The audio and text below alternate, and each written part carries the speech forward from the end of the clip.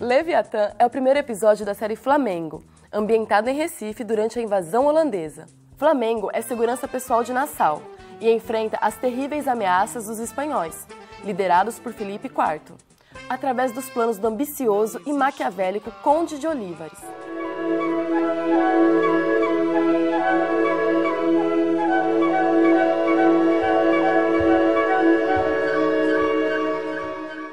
O Curto Nesp de hoje recebe o Barão do Pirapora para falar da série Flamengo. Tudo bom, Barão? Tudo bem. Bem-vindo ao Curto Nesp. Muito obrigado pelo convite. Foi um prazer também estar aqui também. Estou muito feliz. Ai, que bom, a gente que é feliz por recebê-lo aqui. E, para começar, o seu nome verdadeiro é Rodrigo Aires de Araújo. Como que surgiu esse nome de Barão do Pirapora? É um pseudônimo que começou de um apelido que eu tive quando eu frequentava as cavernas do Petar. Eu guiava as pessoas lá, eu era tipo guia. As cavernas do Petar, ela fica no Vale do Ribeira, em Poranga. E quando eu sempre estava por lá, mas eu levei um grupo uma vez a conhecer uma caverna e eu comecei a contar para eles as minhas aventuras quando eu fiz o mapeamento do Rio Pirapora, porque eu sou historiador. Então, para fazer minha tese, eu fiz um mapeamento do Rio Pirapora, que é na minha cidade, lá de Piedade. E esse rio, cada lugar que eu fui fazer o mapeamento, aconteceram alguns causos.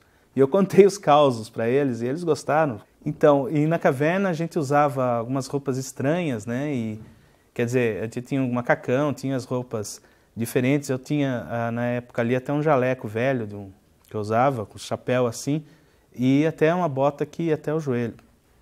E quando nós fomos depois comemorar, depois da caverna que nós visitamos, eles estavam lá com graça, lá, porque é o mestre do Pirapora, o mestre do Pirapora. E aí tinha um hippie, né? Um hippie pegou, estava lá fazendo as coisinhas dele lá, ele pegou e falou, não, ele é o Barão do Pirapora, a roupa dele, né? E aí pirou, né? A turma começou a tirar uma onda, e Barão do Pirapora, Barão do Pirapora. E ficou um apelido local lá, durante um tempo.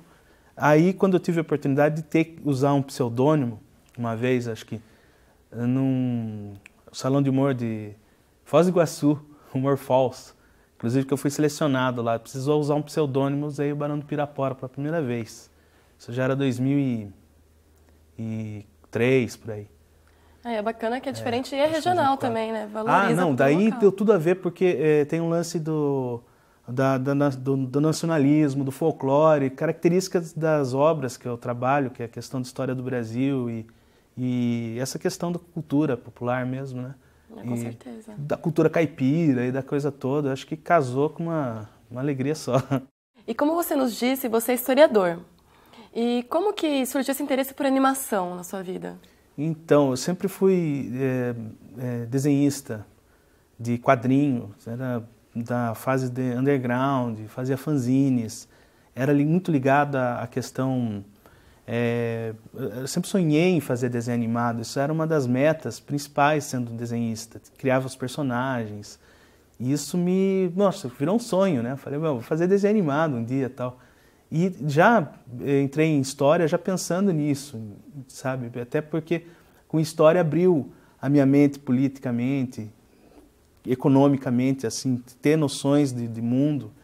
E a partir disso eu falei, nossa, eu vou chegar lá, vou tentar fazer desenho animado com essas propostas, assim, de falar de história do Brasil, falar de nossa cultura. Essa primeira meta foi essa. Então sempre foi um sonho meu. E quem que te inspirou na animação e no cartoon? No cartoon eu tive muita influência do Angeli, do cartunista Angeli, do Robert Crumb, que eu adoro, né? Dos quadrinhos europeus como Asterix, né, do Goscinny. Eu tive alguma influência também das animações alternativas, assim, que seria desses curtas europeus mesmo. E, claro, Disney, né? Isso aí, evidentemente, que é a nossa referência aqui. Mas sempre quis fazer alguma coisa muito personalizada, muito própria nossa aqui, né? Depois, então, mais tarde, fui conhecendo mais sobre a animação japonesa, né? O Hayao Miyazaki, tem um pouco de influência dele também, que seria o do Estúdio Ghibli. Isso aí seria uma das referências também em termos de animação. E qual que é a sua técnica de animação? Eu produzo quase que semi-artesanal, porque eu desenho na mão ainda, eu faço escaneamento, faço quadro a quadro, uso os programas do Photoshop para fazer os layers dele, e depois eu transfiro para o Flash, e aí eu faço as animações segmentadas. Depois eu procuro editar eles em programas de edição, e daí eu faço a parte do áudio, a música, alguma coisa assim, já uso alguma música. Eu tenho algumas séries que tem músicas que foram feitas especialmente, como a Turma do Gato Branco, daí foi feita a trilha especialmente dela, né? E como que surgiu essa série Flamengo? O Flamengo já é uma ideia antiga minha, já foi até um livro que eu lancei em 99 até, a história do holandês que veio ao Brasil. É o título do livro. O título do livro é o Flamengo mesmo, porque é o povo holandês, né? É o holandês aqui no Brasil, além de ser um nome bem popular, né? A ideia era basicamente de uma pessoa que vem ao Brasil nesse período, no século XVII, no período do governo do Nassau. Só que a história dele inteirinha é um jovem que vem e ele aprende a ser brasileiro. Essa que é o grande lance. Ele consegue ter a identidade cultural exprimida ali naquele período lá. Porque ele chega no final da história, ele vai ter que lutar contra os próprios holandeses na Batalha de Guararapes para expulsar os holandeses do Brasil. Mas ele é um holandês. Mas ele é um holandês que já se concretizou um brasileiro, você entendeu? E estou contando ali praticamente uma das primeiras histórias de como formou um nordestino, assim, sabe? De um pernambucano, na verdade. Esse período da insurreição pernambucana é como um precursor dos movimentos nativistas no Brasil. Então, o personagem que vai identificar mais com a nossa nação, com o nascimento de uma brasilidade é esse período aí na história. Por isso que eu criei o Flamengo. Interessante. Mas daqui a pouco você fala mais sobre o Flamengo aqui pra gente, Barão. A gente vai para um rápido intervalo e volta já com mais Barão do Pirapora aqui no Curto Nesp.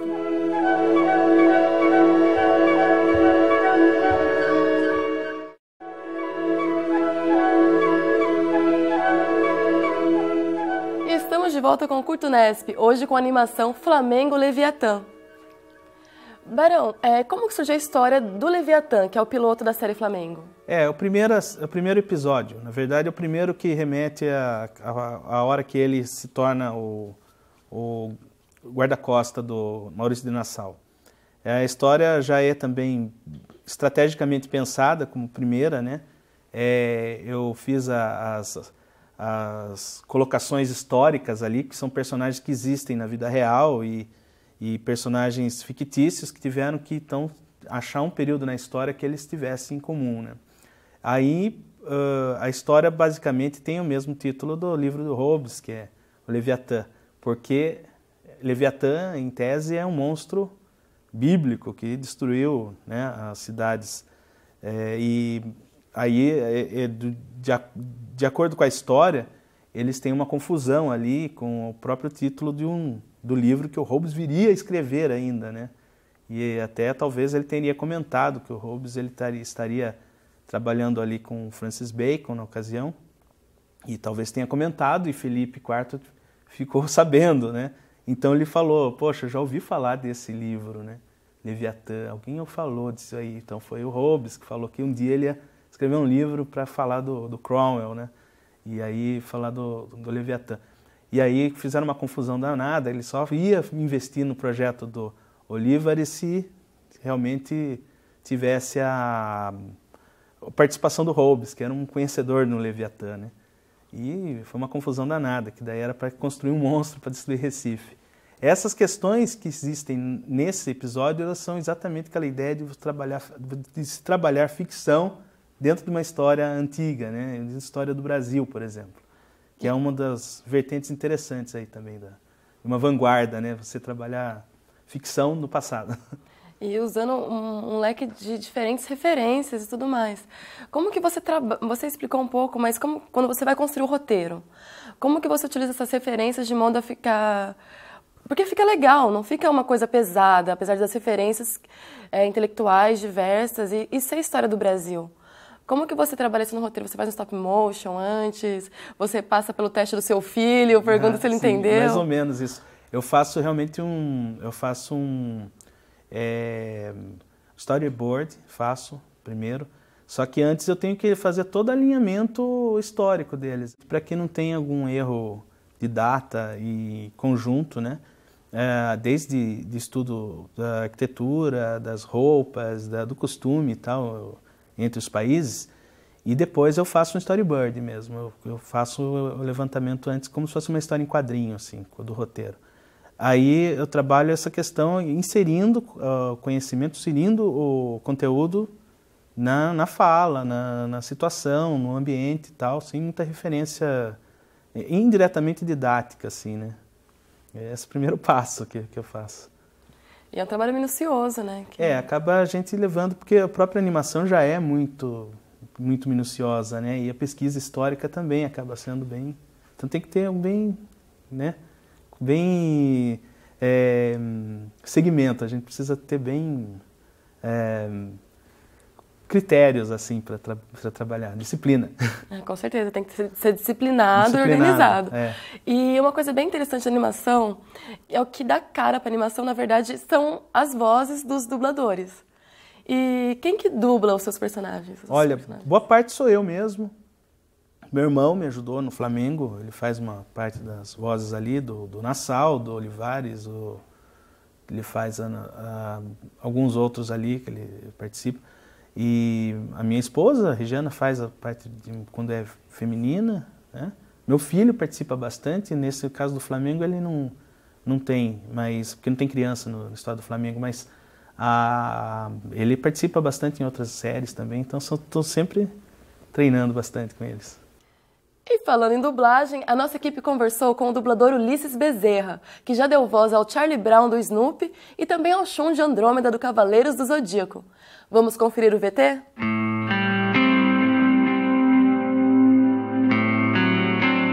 Na verdade, a gente sempre tenta chegar próximo da realidade, da voz original.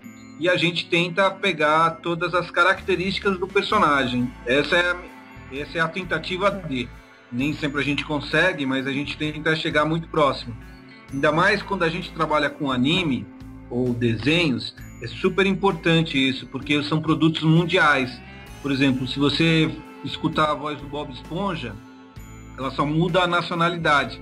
Ela não muda o timbre, o jeito, tem que manter igual. O Pato Donald, Mickey já fazem isso. Então tudo isso acontece exatamente nesse sentido. Então a gente sempre eu tento chegar bem próximo da realidade do que já foi imaginado.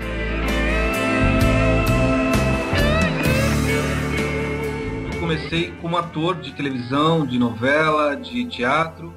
E conforme eu comecei criança, né? Então, conforme às vezes eu fazia comercial e ia dublar o meu comercial. E aí as pessoas, você tem que dublar, você tem que dublar, você tem que dublar. Então, eu entrei pra dublagem quando eu tinha mais, assim, comecei a dublar pouquinho, quando eu tinha 11 anos, 12 anos, que começou a aparecer o Jaspion, Changeman, Lion Man, todos esses negócios que eram os monstros encantava as crianças e eu era um das crianças. Eu sempre era encantado pelo monstro. Ou eu era encantado ou era o que chamava o socorro. Não fugia muito disso.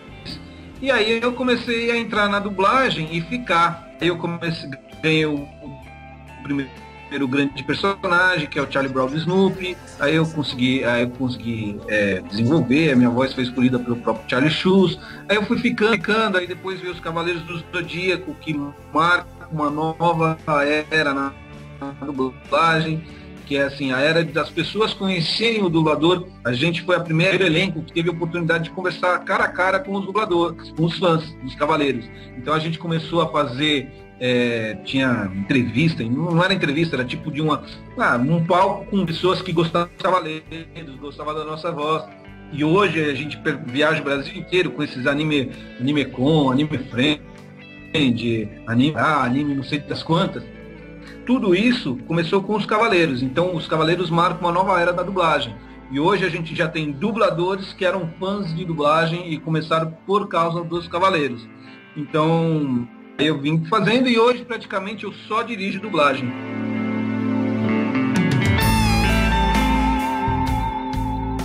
vamos fazer um pouquinho da voz do Charlie Brown. É mais ou menos assim, quando eu tô com o desenho fica mais fácil. Mas, puxa, lá vem a garotinha ruiva, ela tá me olhando, mas que puxa. É mais ou menos aqui. O Snoopy encontrou um livro de mágica na biblioteca. E agora ele fará uma apresentação? É isso mesmo, ele chegou até a construir um palco.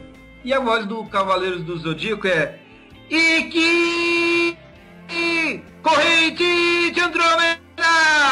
É mais ou menos nessa pegada, assim. Claro que quando a gente vê a imagem, a gente associa mais. Corrente de Andrômeda!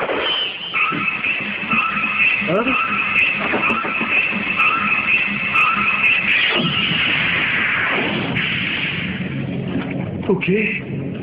Minha corrente não atacou.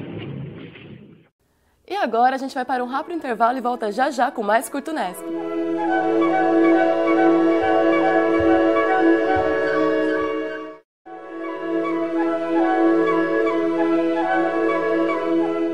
Estamos de volta com o Curto Nesp, hoje com presença do Barão do Pirapora e seu Flamengo Leviatã.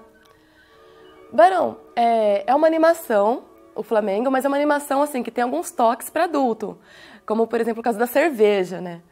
Para que faixa etária é destinado o Flamengo? O Flamengo inicialmente ele tem a proposta de ser divulgador da cultura brasileira. Mas eu creio que seria basicamente da adolescência para o jovem adulto, fase meio que universitária, assim. É esse público que eu acabo trabalhando, até por questão de afinidade mesmo com essa área. Apesar de ter alguns trabalhos mais didáticos, mais pedagógicos, o Flamengo já exige um pouco mais de maturidade para entender até as piadas e sacar as entrelinhas que existem ali. E você pensa em quantos episódios para essa série? Inicialmente elas são 5 episódios, inicialmente, porque são as faixas da época ali que eu tracei, porque eles vão ter os planos de tentar destruir o Nassau, e segmentado esse período entre 1641. Então vai ter ainda a história que ele vem para São Paulo. O segundo episódio seria nesse sentido aí, que em São Paulo tem aqui a história da aclamação do Amador Bueno, a história até do homem que não queria ser rei, o nome da próxima história. Vai ter um episódio no Zumbi, não Zumbi, em Palmares, antes do Zumbi, que seria ainda uma fase anterior ainda do Gangazumba até. Vai ter assim que está nascendo, surgindo aquela Coração dos Palmares ainda. Vai ter uma história que envolve o Japão também, que o Japão praticamente era um dos únicos a fazer negócios com os holandeses na era Ebi, que seria esse período aí. E vai ter algo também com a Índia, que os portugueses estavam ali diretamente, assim. Tá toda aquela coisa riponga lá e vai estar inserida na história. Ai, que bacana. E você também está elaborando um game para essa série? O Flamengo, ele tem esse contexto, a parte didática dele, o game conta praticamente toda a história da vida do holandês aqui, que ele começa em Amsterdã e vai acabar na Batalha de Guararapes. Então o game traça toda essa história. Foi parte do meu TCC na pós-graduação que eu fiz em games, que eu terminei recentemente. Então, eu tenho a demo já do Flamengo, o game já tem disponível, tem inclusive na internet. Onde que a gente pode encontrar? Ele tá no meu blog, inclusive, no Baú do Barão. Ele tem disponível, dá para a pessoa jogar o demo do Flamengo. E ele tem, na verdade, a primeira fase ali é Amsterdã, que ele tem algumas missões. É um RPG, na verdade. Então, o RPG ele tem esse contexto para ser extremamente didático, né? O game, eu estou sendo agora um dos pioneiros a trabalhar game com educação de forma direta. Você já está ganhando alguns prêmios, né? Conta pra gente como que está sendo essa carreira. É muito interessante agora, porque eu quis fazer uma inovação, porque você usar game em sala de aula já é inovação por si. Mas eu trabalhei uma questão diferente, porque eu fiz uma produção de games com os meus alunos. Eu trabalhei a gamificação de Sorocaba. Então, eles desenvolveram o jogo e eu peguei e programei para eles. E isso acabou resultando num prêmio de inovação com a Microsoft. E agora eu ganhei em primeiro lugar em inovação em conteúdo. Então agora eu vou para a República Tcheca representar o Brasil lá com esse projeto da gamificação de Sorocaba. Parabéns, tomara que muito legal. Vai ser sucesso, com certeza. Obrigado. E qual que é a etapa da animação que ela é mais difícil de ser realizada? Assim? Eu creio que é a edição. Não, a edição é até gostoso de fazer, mas é a montagem dela mesmo, é a montagem das animações, é a parte de pré-montagem. Você cria os elementos e você tem que juntar todos eles para fazer. Ela é muito complexa, né? A intervalação, porque você vai ter que reunir todos os elementos dentro do critério. Eu acho que isso aí é um pouco mais cansativo de fazer. É um trabalho muito técnico também, não exige muito do talento de artista, mas técnico. Dá para treinar alguém fazer isso. Mas mesmo assim, tem que seguir alguns elementos assim que tem que estar apoiando. Um diretor de arte, por exemplo, que poderia estar fazendo isso. E você acaba fazendo tudo por si só, né? Acaba fazendo tudo sozinho. E por isso que acaba tendo alguns limites assim também. E você prefere o game ou a animação hoje? Eu prefiro a animação, mas o game ele tem um resultado mais didático, eu acho, nesse sentido assim. Apesar da animação também, eu tenho a série Navegantes, ela é usada hoje em colégios do Brasil inteiro, né, como função didática assim, mas o game ele tem uma interação direta, né, com o aluno, com os usuários de jogos. E você foi autodidata nessa coisa de game, Barão?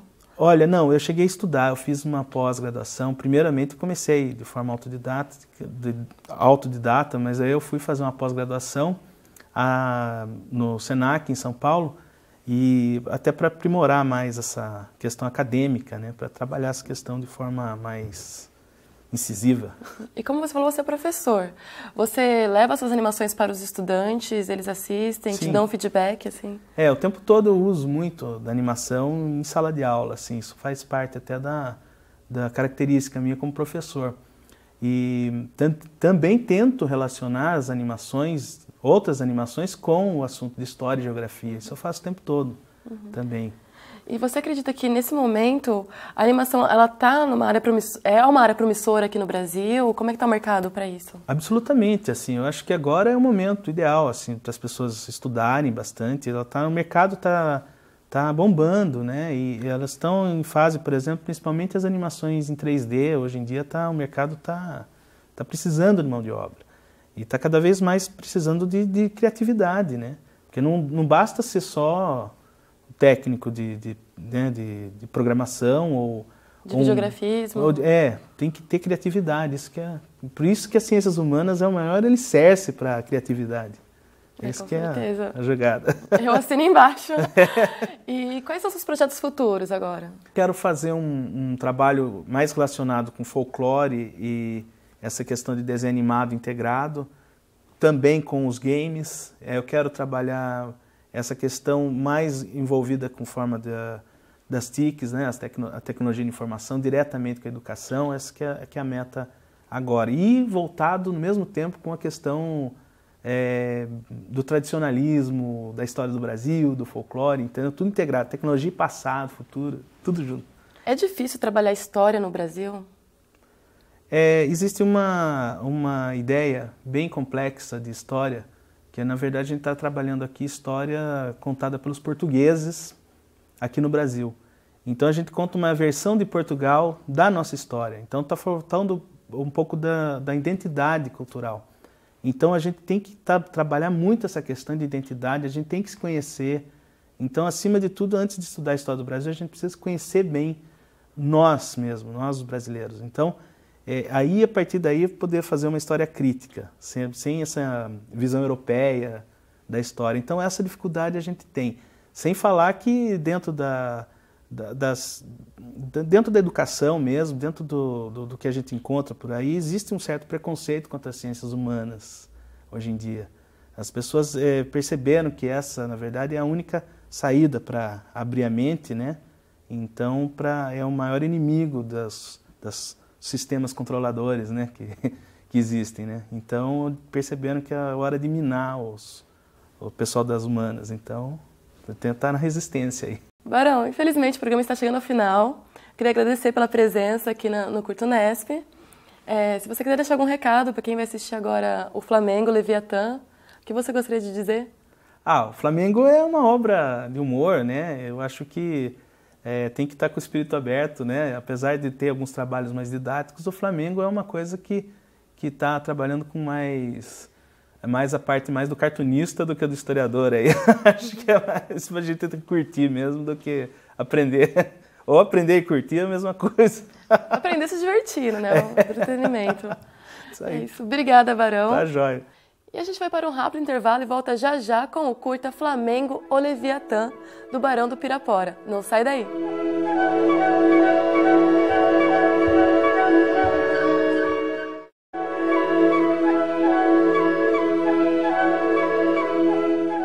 E estamos de volta com o curta Unesp. E agora, fique com o curta Flamengo ou Leviatã, do Barão do Pirapora.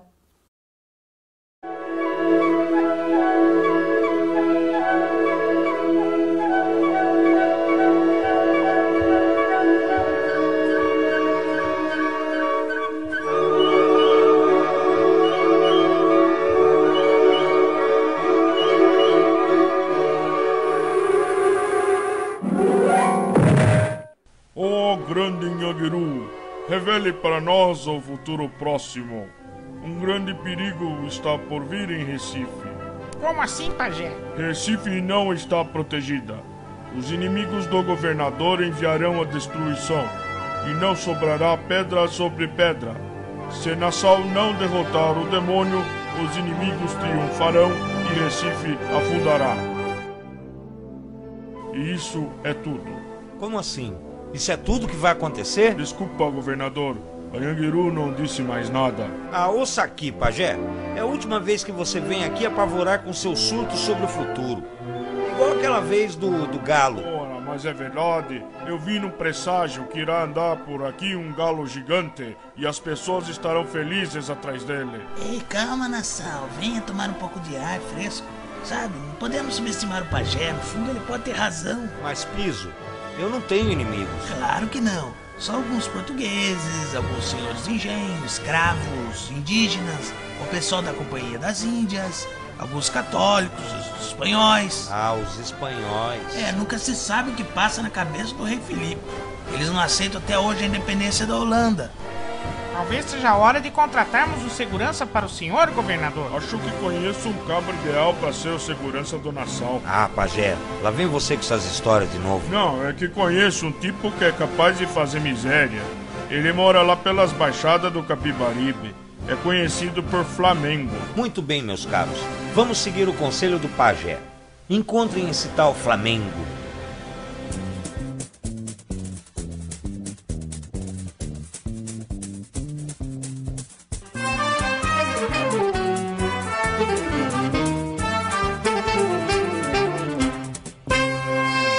Não existe pecado do lado de baixo do Equador. Vamos fazer um pecado rasgado, suado, a todo vapor. Me deixa ser teu escracho, capacho, teu cacho, um riacho de amor. Quando é lição de esculacho, olha aí, sai de baixo, que eu sou professor. Deixa a tristeza pra lá, vem comer, me jantar. Sarapatel, caruru, tucupi, tacacá. Esse miúza, nhapuza, lambuza, catua, cafuza, não pode esperar. Deixa a tristeza pra lá, vem comer, me jantar. Sarapatel, caruru, tucupi, tacacá. Esse me esgota, me bota na mesa, que a tua holandesa não pode esperar.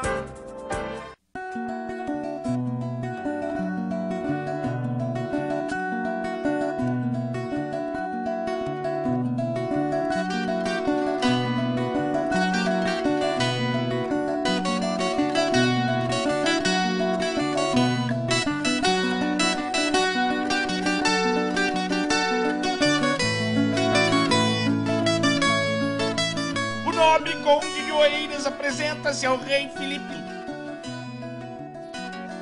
Perdoe-me por tomar seu tempo, ó excelência, mas acho que bolei um plano que vossa majestade irá adorar.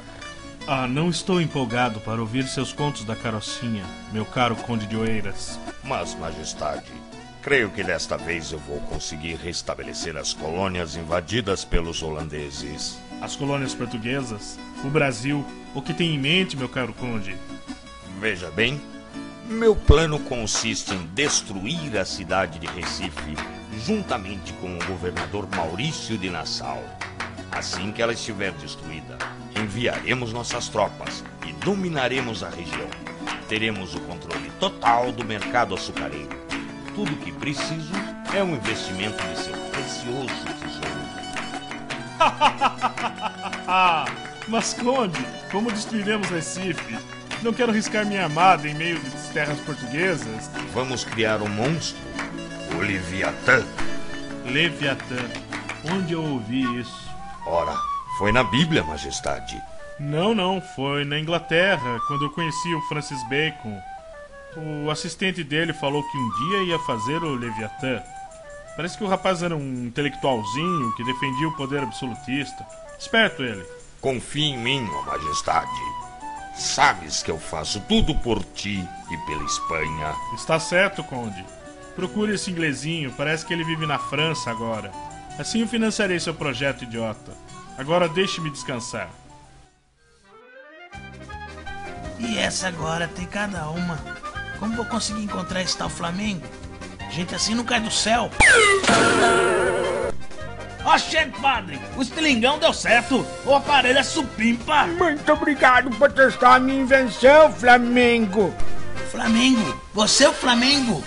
Flamengo é que me chama por aqui. Olha, seu moço, eu vim parar nessa colônia em 1624. Vim lá de Amsterdã junto com a armada pra invadir a Bahia. Mas eu não fui embora não.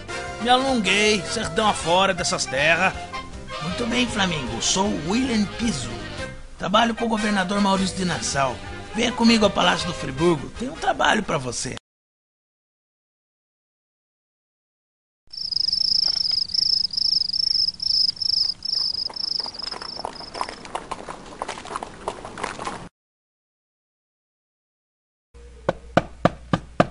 Mas não temos sossego, nem aqui nesse fim de mundo. Já vou. Oh, senhor, desculpe incomodá-lo, pero minha roda de minha carruagem quebrou e pensei que tu pudesse me ajudar. Ora, tudo bem, vou pegar as minhas ferramentas. Como te chamas? Hobbes, Thomas Hobbes. Chamava.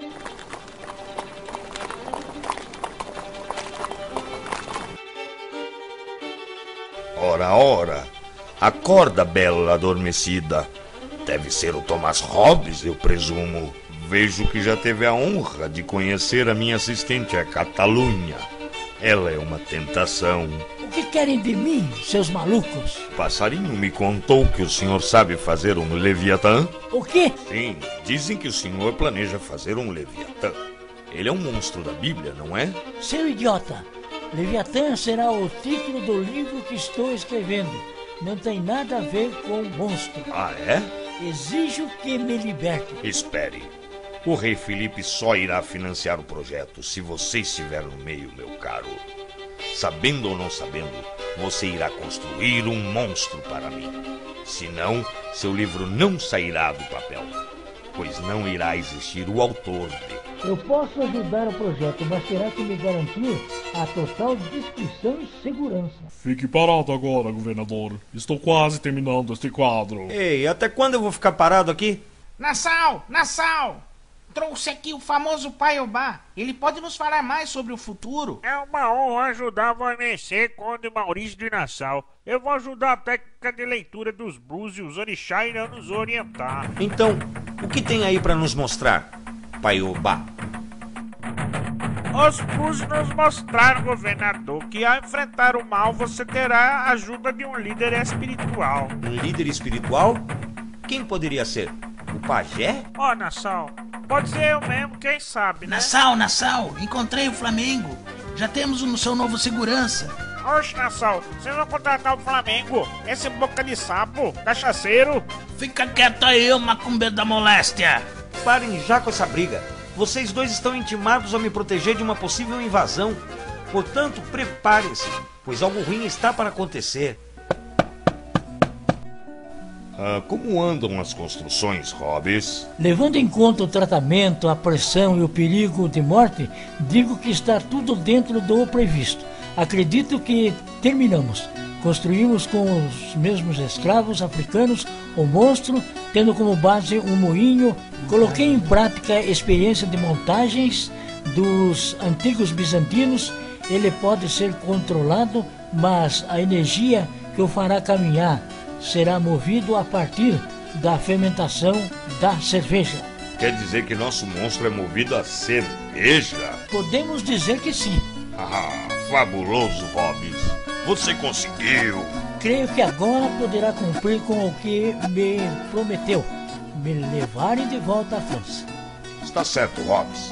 Vamos escoltá-los pelos Pirineus. E quanto a vocês, tratem de ir até o porto.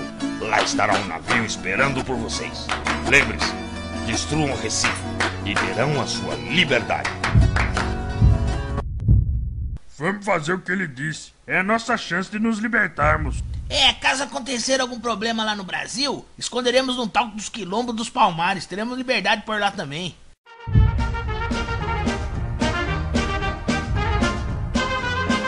Como eu ia dizendo, crianças, a fé pode mover montanhas. Às vezes pode mover moinhos também.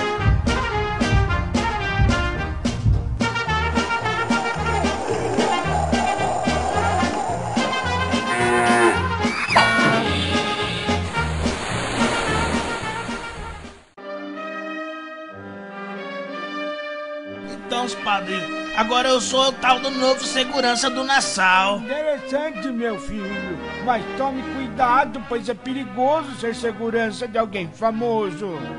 Que é isso, padre? O que é de mal pode acontecer aqui em Recife? Oxente, padre, tem terremoto aqui, foi?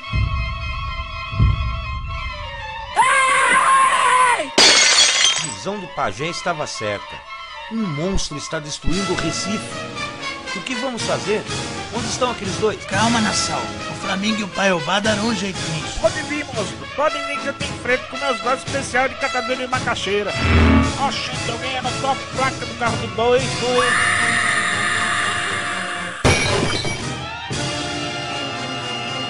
Jesus Maria José. O monstro é mais feio que um cão chupando manga virado no avesso. Eu tive uma ideia. Padre, o senhor pega o estilingão ali e eu pego o seu boi aqui.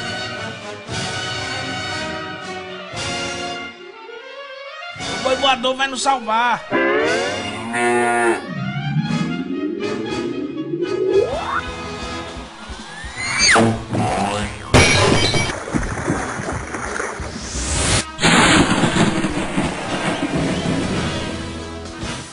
Está chovendo. Isso não parece chuva, não. É cerveja!